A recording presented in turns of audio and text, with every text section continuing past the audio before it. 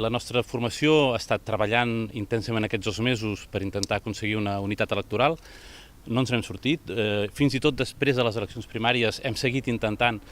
Hem parlat amb tots els partits independentistes, hem intentat consolidar aquesta unitat, no hem aconseguit, però malgrat això creiem que ens hem de presentar. Nosaltres creiem que realment hi ha un gruix de votants que vol una opció que sigui diferent i que opta clarament per aquest nou concepte de regeneració democràtica. No presentar-nos era deixar orfe, entenem nosaltres, una part de l'electorat.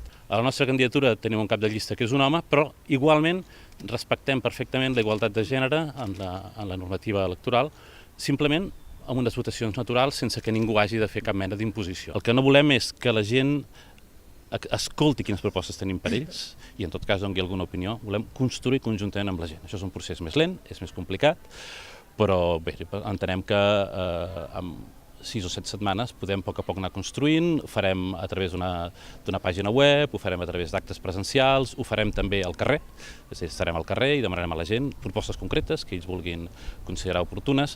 Ens sembla que és tan important el procés participatiu com el resultat en si, no? Perquè en tot cas serà una cosa construïda conjuntament. Entenem que això no hi ha cap altra llista, diguem-ne, transversal que ho cobreixi i per això hem decidit que ens presentàvem igualment, però també entenent que tenim una molt bona relació amb els que són els nostres companys de viatge en la construcció d'aquesta república, que entenem que ja és irreversible.